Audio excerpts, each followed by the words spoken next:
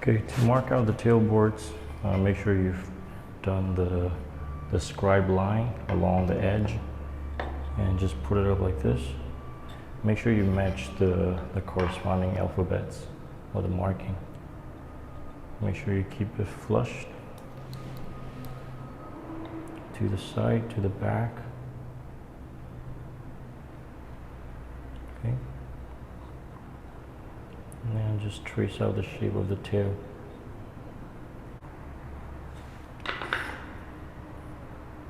Okay.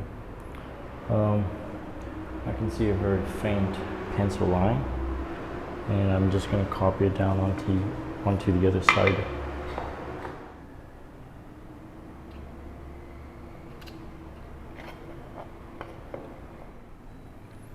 So for this, you'll definitely have to use the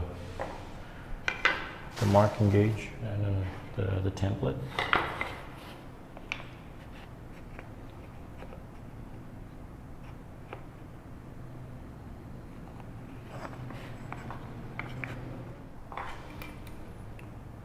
Okay, so now I have some marking on where to cut, and once I'm done drawing all of this, I'm going to cut out the waist. Okay, so this time around we're going to be cutting out the pin shape waist so that it leaves the tail on this tailboard. Alright. Okay, next step is sawing out the waist. Okay, so this time around when you're sawing, just remember that the cut has to be at an angle. It's no longer straight. But it's still the same technique. Just cut on the right next to the line of the waist side. Always cut on the waist side. Start at the back corner. Try to follow a straight line as good as you can.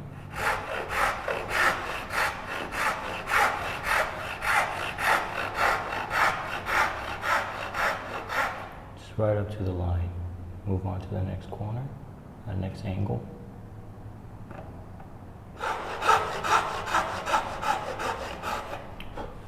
Okay, so as you can see, I've cut all the pieces on this side, but I have not reached the end of the cut on the other side, so I'm going to take care of that.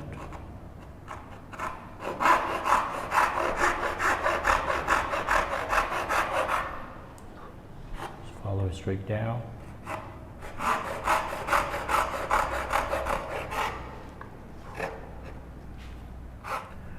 Alright, so now we're going to cut out the waist.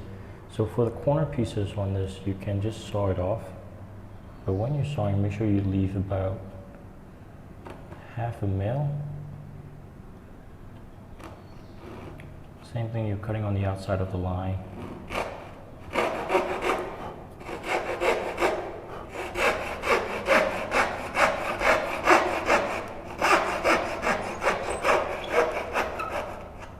So the reason you want to leave a little bit more material here is because if you overcut this part, there's going to be, the gap is going to be at the corner, so it's a lot more obvious. So it's easier and better to use chisel to pare this last bit down. Okay. So for these little pieces in the middle, we're going to chisel it down, and they should take they shouldn't take too much time to get rid of them. Okay, so next up will be chiseling and paring. Okay, so now we are chopping away the material. I already did one just to see how difficult it would be. It's not really that difficult, it's pretty simple and fast. The only thing for me is the noise. So every time you chop down on the board, it makes that loud thud because of the workbench and also because of the enclosed space, right? So I found a technique that works really well for my case, but it's really slow. But I'm going to cover that technique. But if you want to, there's a video by Kwon that covers the proper technique that I'm using. It's just much slower. So I'm using the same technique that we are currently teaching. It's just a much slower process than usual because I can't really chop all the way straight down, okay? So first thing you're gonna do is bring your chisel to the knife line and at a slight angle, tap gently. Okay, make sure you have a nice clear line across the joint. And then start with the V-groove. So this will prevent the chisel from moving further. And also it actually establishes a very clean line that we need to cut to. Okay, so I'm going to chop from the end just a little bit. Only to about halfway. Usually I would go all the way down. And the reason I'm going halfway is because of the noise once again. So I'm going to move the chisel back about 1/2 mil or 1 millimeter with each cut. Pull the chisel from the metal, and you want to make sure the chisel is straight.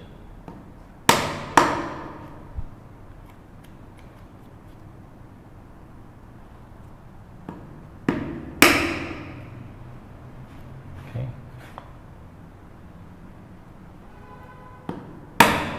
Just one chop. You don't really have to make it too loud. And then flip it around, do the same thing from the other side.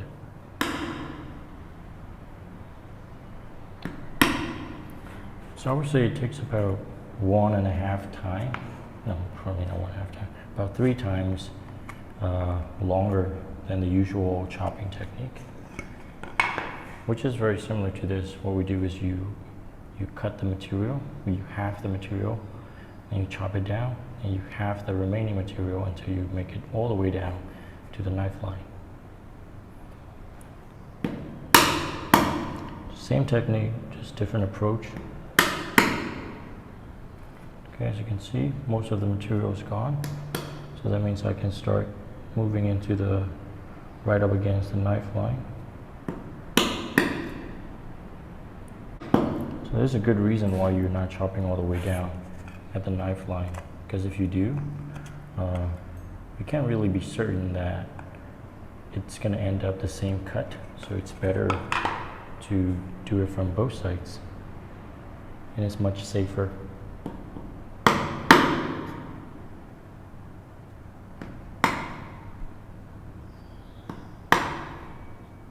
Okay, there you go.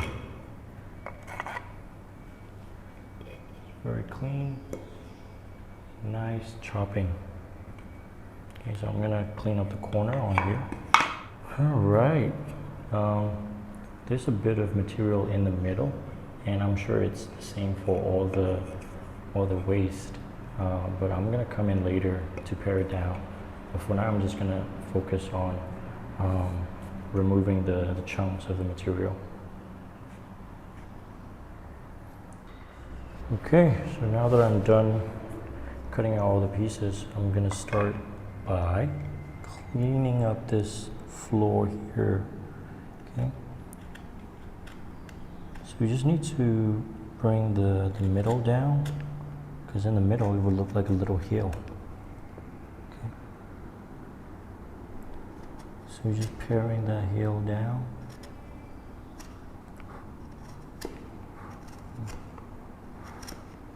Do a little bit at a time. We're just trying to get this flat. Once that floor is flat, it's pretty much done. Make sure you clean up the corners really clean. You don't want to have any waste, debris stuck in there.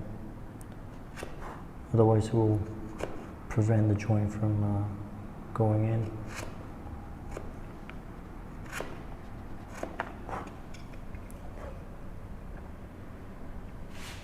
Okay, that should do the job there.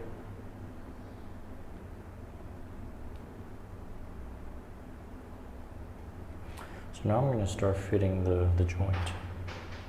Okay, so when you're fitting the joint, first thing you want to do is just bring the corresponding corners to each other and just try to see if it fits and how off it is.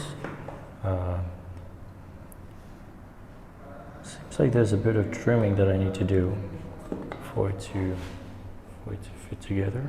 As you can see, they're cut to size, but not that precise, basically. So I'm going to start by chiseling this piece down to the pencil line, and then if it doesn't fit, then I'll see which one I need to trim. But always start with the most recent piece, which is the tailboard. Just cutting down to the pencil line.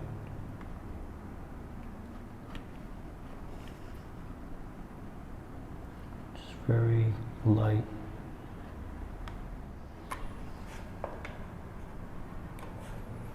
Okay, so all I did now was just taper it down to the line, and as you can see, it fits right away. So what that means is I just need to straighten this taper all the way through. Okay.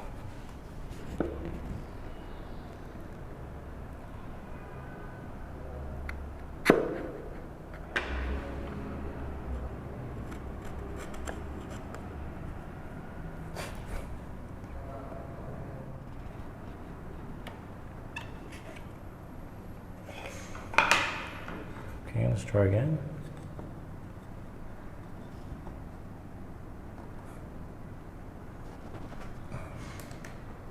Okay, so this time around it goes in a lot more. So we can actually see which joint in particular is the tighter. Where we need to take out material will be determined from here on out.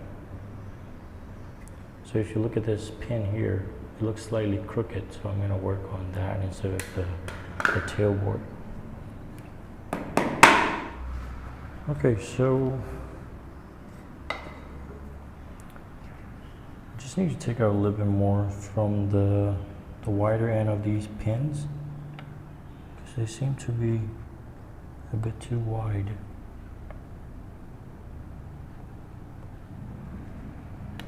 It's very important to keep them really straight.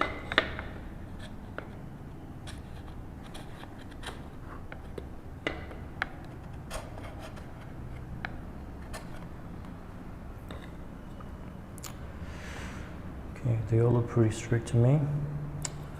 Let's see if it fits. B right there. Okay, this right here is B. Oh, there you go. So only if it fits, okay? If it's too tight, just take it back out and chisel one more time. Otherwise, if it fits pretty well, you can hammer the rest of them in.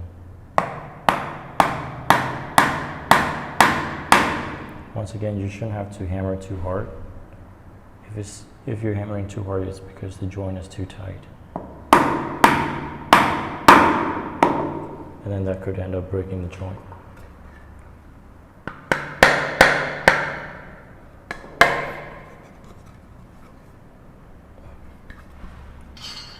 Make sure it's square.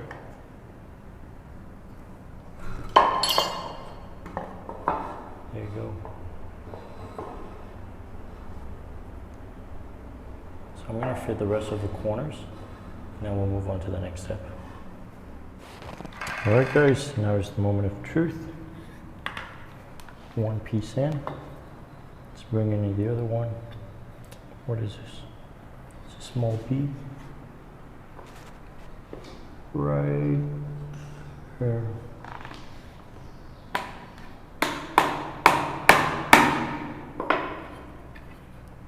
That still feels a bit tight. Okay, now we're back at it again. Hammering in this down. Okay, now we're going to bring the other piece, the last piece, put it right on top. Gently.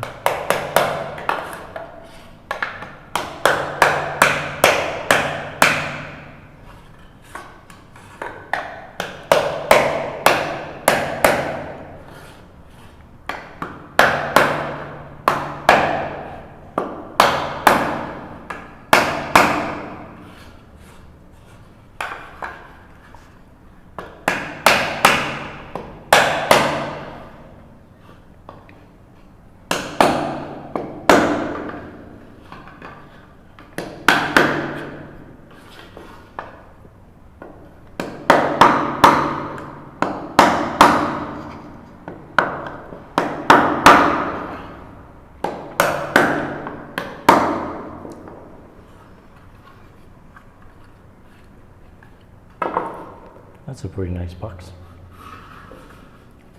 Okay, so next thing we're going to be doing is the lid.